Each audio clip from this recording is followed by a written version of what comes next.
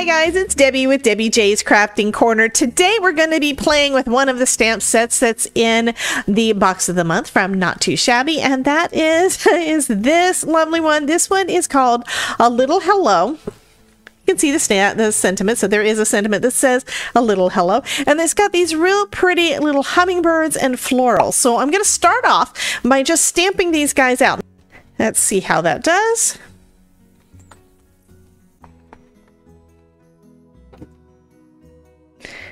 And there we go. I think these look lovely. Okay, so for my background, I'm going to do something I don't really do very often, but we're going to give it a shot. First, I'm going to do a bit of masking around the edges. So I'm going to mask off about an inch.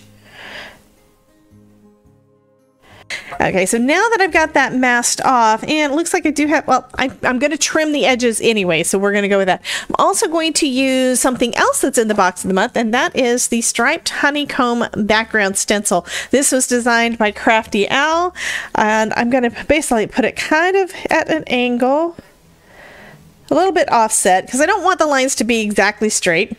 And just tack that down with a couple of magnets. And now I'm going to go over it. I think I want to do mostly purple, but I've got my blue blending brush out because I can add a little bit of blue in to darken it up if it doesn't look as dark as I'd like, right? And this purple is kind of a little bit to the reddish side. So I'm going to just go in and just add some purple over that entire area. So I've got a masked area that I am stenciling over.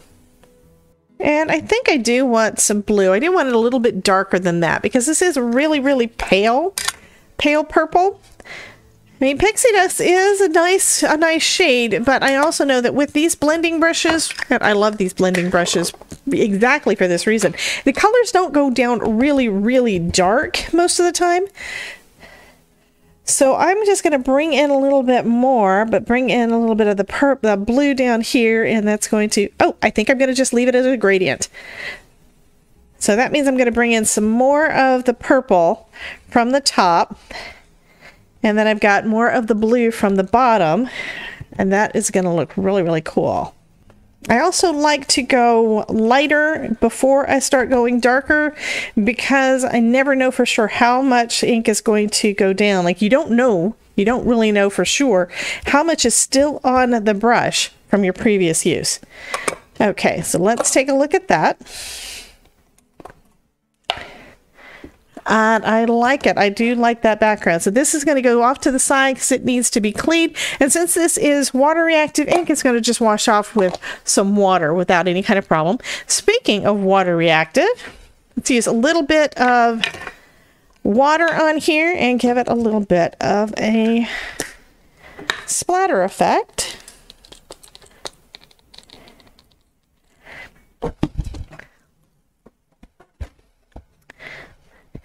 So I've got a little bit of water splatter there.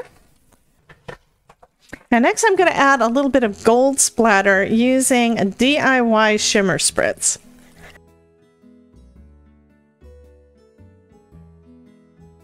Okay, I'm going to say that is probably enough. Okay, so I let that dry and I heat set it a little bit. It's probably not 100%.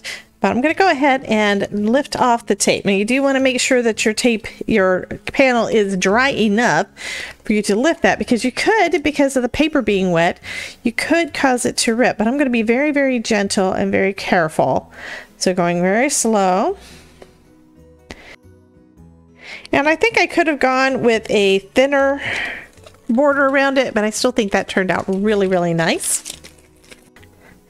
So next I'm going to be cutting out my images. These are all, like I said, they're all black and white, all stamped out in black ink, and I'm just going to fussy cut, leaving a little border around it. That means it doesn't have to be perfect, and nobody will know that they aren't designed to be that way, right?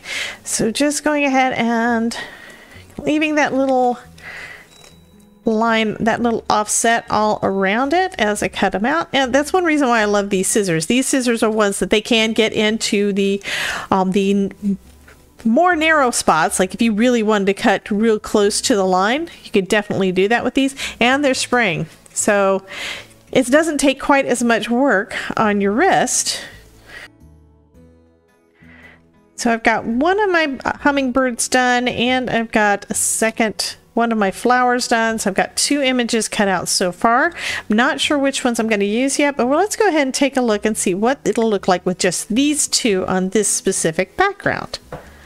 So I'm going to go ahead and work with these 2 images. Let's trim the panel down just a little bit. And I'm thinking that that may be a little bit too much white. So what I'm going to do, again, taking my purple tape, I'm going to tape off right at the score line.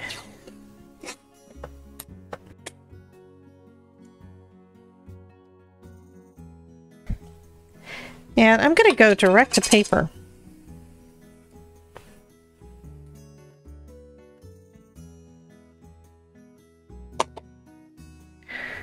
Okay, so now we have a bit of a border that is the opposite of what's on the card, as long as we put it down in the right spot. So to make sure that everything is kind of blended, because I do have, these are a little bit harsh on the edges, let me grab some more of this purple ink and try to blend it out a little bit. And I'm going to say that that is going to be good enough. And I think I'm going to also bring in a little bit of blue just to try to get rid of that harsh line at the edge.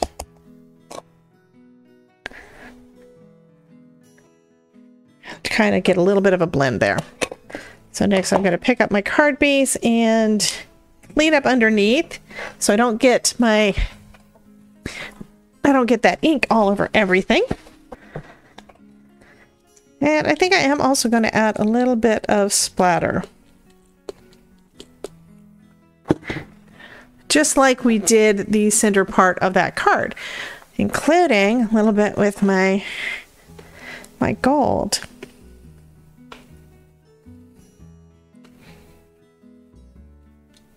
Oops, got a little bit too much on there, but that is totally fine. So we're going to let that dry, and then we can start putting our card together. So I'm not sure why, but I lost some of the recording on that. So I'm going to have to go back and check and see what I missed. But I did do that nice background, and I've got everything popped up on some foam. And then I went ahead and stamped out one of the sentiments. This is one says, "You are amazing." And I stamped that out in Gina K Designs amalgam ink. I'm going to add a little bit of foam to the back of that one and pop it up as well. So it's going to be, everything's going to have that little bit of dimension. And I'm going to just put this one off to the side right about here. And that is going to finish up this card using Not2Shabby Shop's A Little Hello stamp set that is included in the box of the month from April 2023. You guys be sure to check out this playlist over here to see more videos where I'm using Not2Shabby Shop products, and I will talk to you soon. Bye guys!